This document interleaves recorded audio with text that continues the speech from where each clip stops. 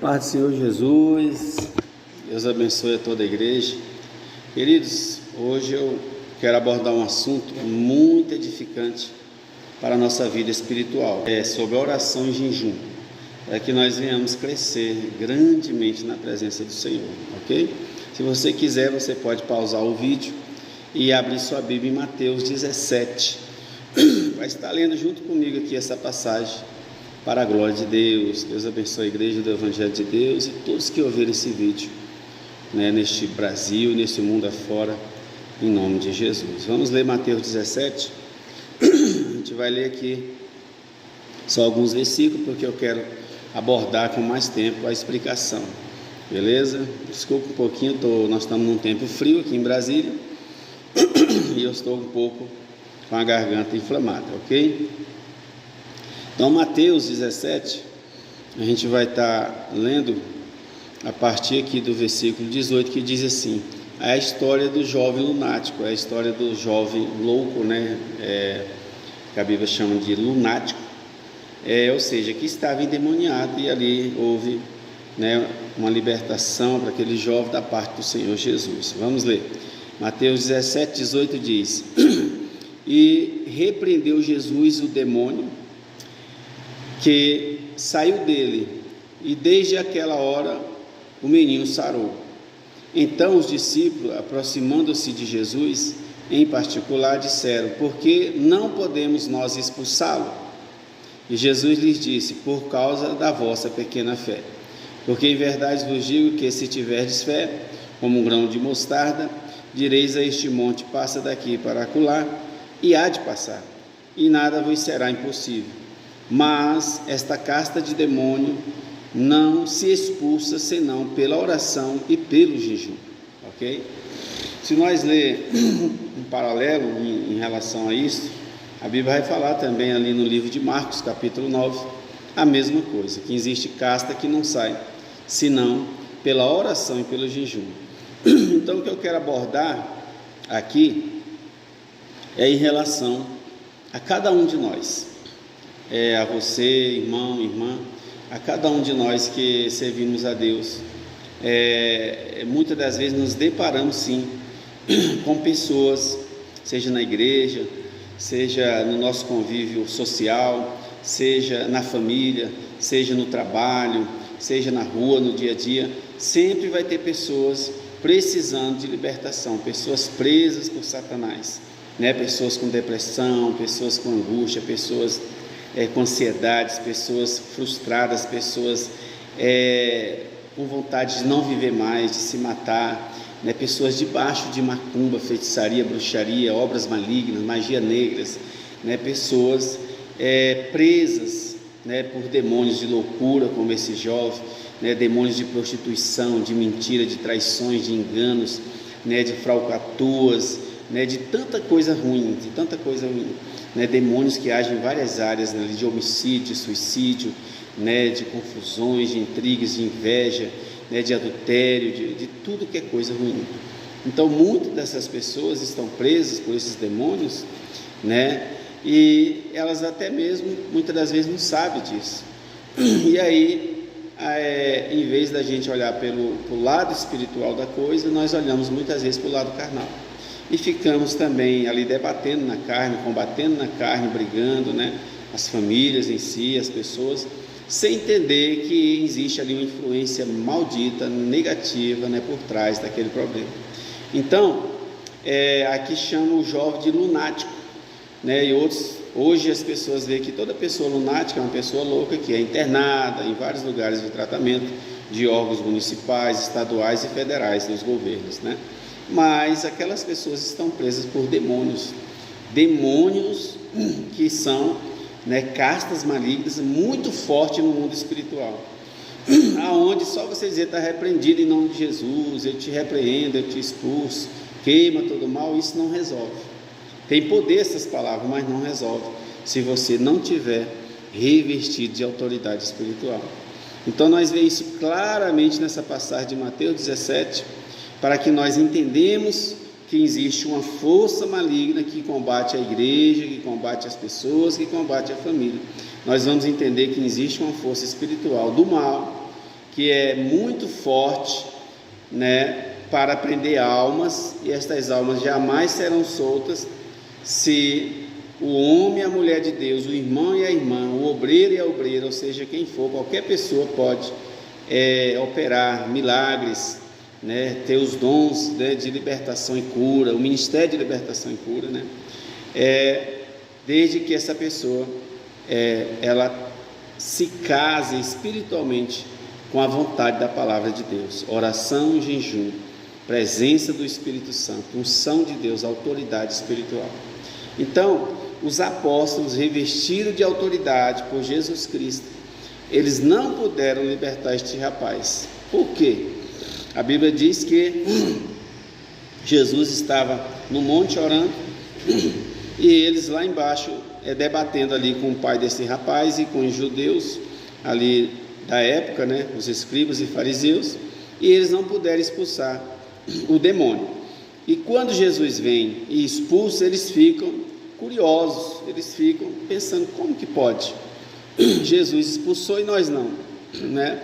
Então eles interrogam o Senhor: Senhor, por que a gente não conseguiu? Jesus lança a primeira palavra dizendo que a primeira coisa é por causa da pequena fé deles, né? Que pequena fé? Aquela pequena fé, né, que a pessoa, vamos dizer, tem e não deixa gerar uma fé grande, né? Ou seja, a pequena fé se refere a pouca força espiritual.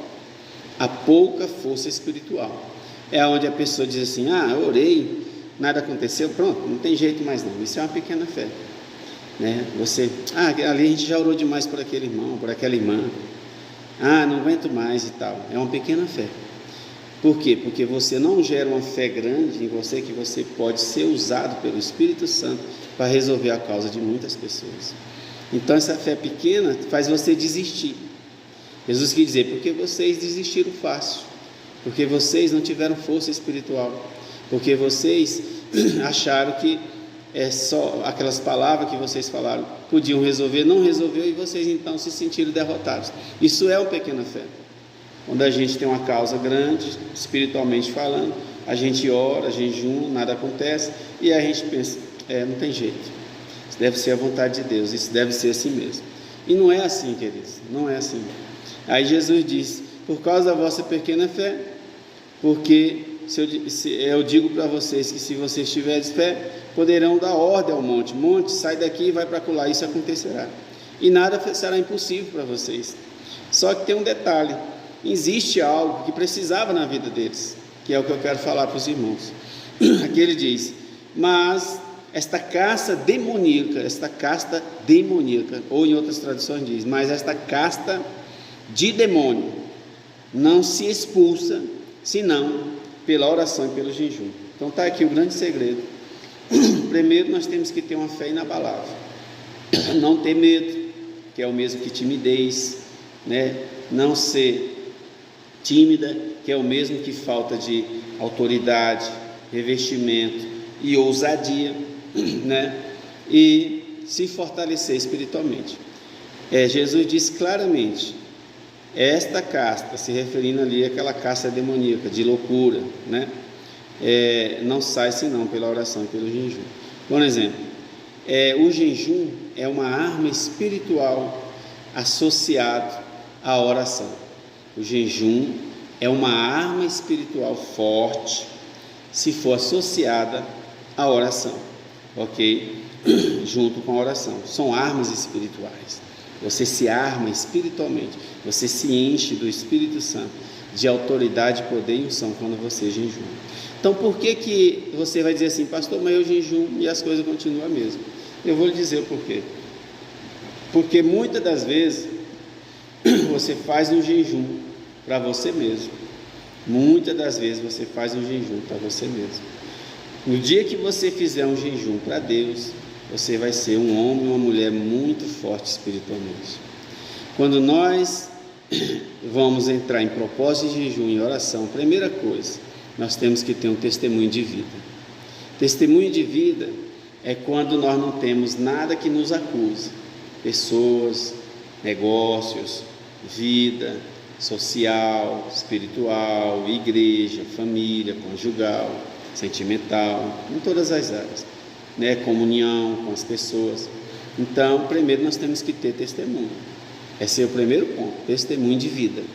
Nada pode nos acusar, piadinhas indecentes, conversas pornográficas, vídeos que você compartilha, coisas malditas que te acusam diante de Deus e do Espírito Santo. Não pode ter essas coisas em sua vida.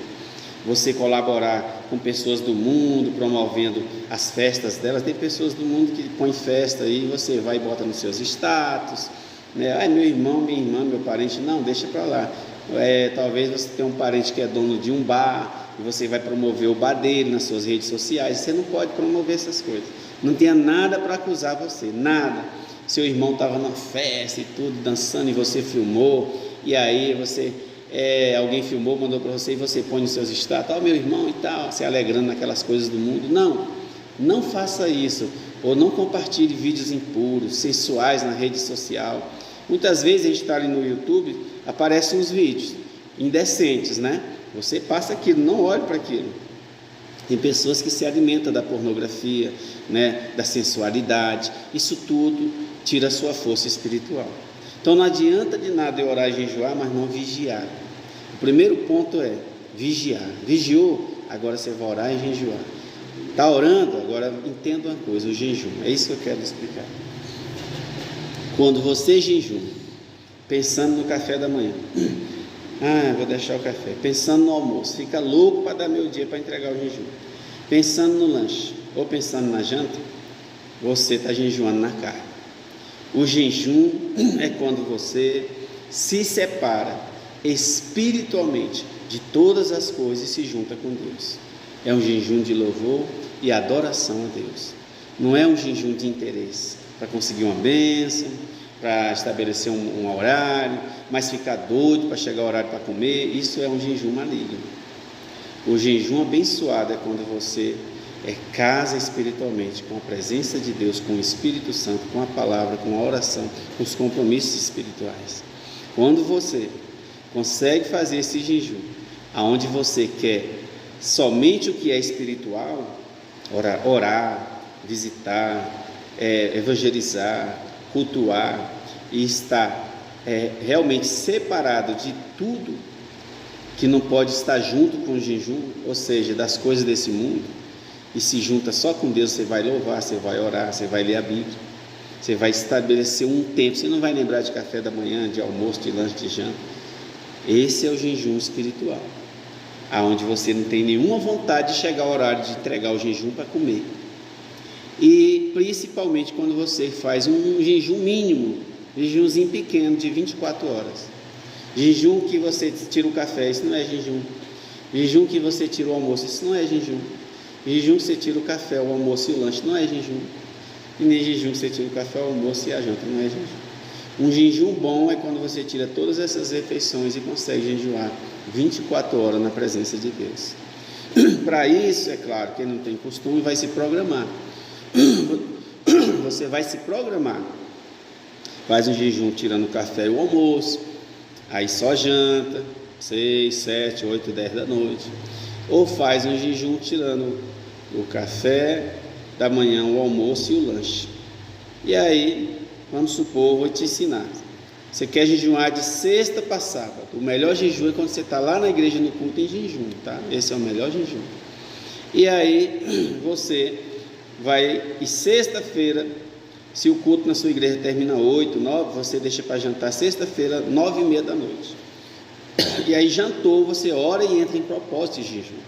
Senhor, a partir de agora, eu vou agora estar em jejum até amanhã, o horário da janta. E aí você vai, faz suas orações, dorme e amanhece em jejum. Não toma café da manhã, não almoça e nem lanche. Vai para a igreja, né, cultua. E aí terminou às 9 horas o culto, você vai para casa, quando chegar aqui deu horário de 9h30, você vai entregar o jejum ao Senhor. E vai depois fazer sua refeição, sua janta. Você ficou 24 horas em jejum. Nesse período, como o nosso país é um país quente, você pode tomar água 2 vezes, ou 3 vezes, ou 4 vezes. Não faça mais do que isso. Se for 2 vezes, de 12 em 12 horas. Então foi de 9h30, você vai até 9h30 da manhã e toma uma água ali, na presença do Senhor. E depois só, lá às 9h30 da noite. Se for 3 vezes, de 8 em 8 horas, né? Foi 9, né? Aí 9, 10, 11, 12, 1, 2, 3, 4, 5 da madrugada. 5, 6, 7, 8, 9, 10, 11, 12, 1 hora do dia. Depois de meio-dia, 1 hora da tarde. E depois, às 9 da noite, 3 horas, você pode beber água, né? Para se refrescar. Ou, né? Eu não recomendo 4 vezes, mas você pode de 4 em 4 horas também tomar água. 9 da noite, você entrou em jejum, 10, 11, 12, 1 da madrugada você bebe água. Aí 2, 3, 4, 5 da madrugada, 6, 7, 8, 9 horas da manhã, 10, 11, 12, 1 da tarde, né? De 4 em 4 horas, né? 1, 2, 3, 4, 5 horas de novo. Então de 4 em 4 horas você pode tomar uma água, mas pelo menos você não está comendo comida sólida. Esse é o jejum. E aí qual é o segredo para esse jejum ser espiritual? Primeiro é isso, você tenta tomar 2 vezes água em 24 horas, 3 vezes ou 4 horas, né? Aí divide as 24 horas por 4, né? E vai dar, se eu não me engano, vai dar 6 horas, né? A cada 6 horas você bebe água, vai dar 4 horas que você vai beber água. Muito bem, mas como que esse jejum se torna espiritual? É quando você jejuma e não mistura o seu jejum com outras coisas. Por exemplo, é muito difícil, mas é bom a dona de casa, o dono de casa, a pessoa que tem as tarefas domésticas, quando tiver em jejum, tentar separar esse dia especial para você e Deus. Você jejuar fazendo comida, fazendo café da manhã, fazendo lanche, janta, preparando o menino para a escola, essas coisas tudo aí. Esse jejum é um jejum muito ruim, porque você não separou aquele dia para você e Deus. Você está misturando tudo, é tanta tarefa, é tanta fadiga. Como é que você vai orar? Como é que você vai ler a Bíblia? Como é que você vai conversar com Deus? Meu Deus, tem que acordar cedo, é café da manhã, é fazendo comida, sentindo cheiro de comida no jejum. É ligando para os outros, é vendo rede social, é vendo o grupo da igreja, é da família, é o irmão, a irmã, o filho, a filha, o pai, a mãe, o esposo ou a esposa. É tanta coisa. Não, ali não é um jejum, irmãos. Tente fazer um jejum que você se separe naquele dia exclusivamente para Deus. Converse com seu esposo. Olha, sábado tem como você assumir as tarefas domésticas? Eu vou estar separado em oração para Deus. Vai lá para o fundo do seu quintal, vai lá no monte orar, vai lá na igreja, pega a chave da igreja, vai para lá orar, vai ler a Bíblia, vai louvar, vai se consagrar 24 horas diante do Senhor. É claro, quem é casado não tem intimidade com o esposo ou com a esposa, não tem. É o jejum, né? E aí quando você fizer isso, isso vai fazer um benefício grandioso para a sua alma, para o seu espírito, para o seu corpo físico e para a sua vida espiritual. Você vai ver a presença do Espírito Santo, você vai sentir uma alegria maravilhosa, você vai começar a receber dom do Espírito Santo, você vai começar a falar em línguas, você vai começar a sentir desejo de visitar, de ir em hospitais, de pregar o Evangelho, de estar presente nos cultos. Você vai chegar antes da igreja abrir, porque você vai começar a viver uma vida espiritual forte. Ah, pastor, fiz 24 horas, tomei água 2, 3 vezes. Ah, mas eu não estava nem com fome. Agora, daqui uns dias, eu vou preparar meu organismo para me fazer 48 horas, só na água, 4, 5 vezes que eu vou beber água, né? Porque isso é bom demais, até a minha saúde melhorou, desinchei, estava inchada. Irmãos, o jejum, ele é algo tão grandioso, que ele, além de te dar força espiritual, ele vai te dar uma saúde inabalável. Então não faça mais esse jejum brigando com o esposo, brigando com a esposa, com o menino, gritando, correndo para a escola, fazendo comida salobrosa. Não, se programe para você jejuar, se programe para você jejuar, né? Para que você faça um jejum somente com Deus, sem interesse nenhum, mas o interesse de crescer espiritualmente, de ser cheio do Espírito Santo, cheia do Espírito Santo. Aí você vai ver que coisa tremenda, você vai orar e o demônio vai ter que sair. Jesus disse, essa casta demoníaca, de demônio, não sai com coisa alguma, senão pela oração e pelo jejum. Então faltou a força espiritual dos apóstolos. Eles não estavam revestidos espiritualmente. Eles jejuavam, mas eles não se separavam espiritualmente para Deus. Eles misturavam as coisas, eles contendiam. Veja que eles estavam brigando com os escribas e fariseus antes de expulsar esse demônio. Estavam na carne, disputando ali, né? As coisas espirituais, quem faz, quem não faz, quem é melhor, quem não é, sabe, essas coisas bobas. Eles não estavam em oração. Com Jesus estava lá em cima em oração. Quando ele desceu, veio essa contenda, veio essa vergonha que a igreja passou ali no momento, a igreja da época, né? Ali com os apóstolos, e aí Jesus repreende eles. Ô geração incrédula, até quando eu estarei com vocês? Até quando vós sofrereis ainda? Trazei-me um menino aqui. E aí Jesus, com autoridade, com poder, com unção, que nós podemos ter a mesma autoridade, o mesmo poder, a mesma unção dele, expulsou o mal, curou o menino, e o menino foi abençoado. Por quê? Porque ele vigiava, ele pagava preço, ele não misturava as coisas de Deus, ele não compartilhava as coisas mundanas, ele não vivia inserido com as coisas da carne e do Espírito. Era uma coisa só, era só Espírito. A Bíblia diz que quem é guiado pelo Espírito, né, não compartilha das imundícias da carne, ou seja, não vive nas concupiscências da carne, né? E toda pessoa que é guiada pelo Espírito, ela vive no fruto do Espírito Santo: a longanimidade, a temperança, a mansidão, o amor, a fé, a alegria, a benignidade, a bondade, né, a paz. E diz que essas coisas são o fruto do Espírito, contra elas não há lei, né? Porque quem faz essas coisas louva a Deus.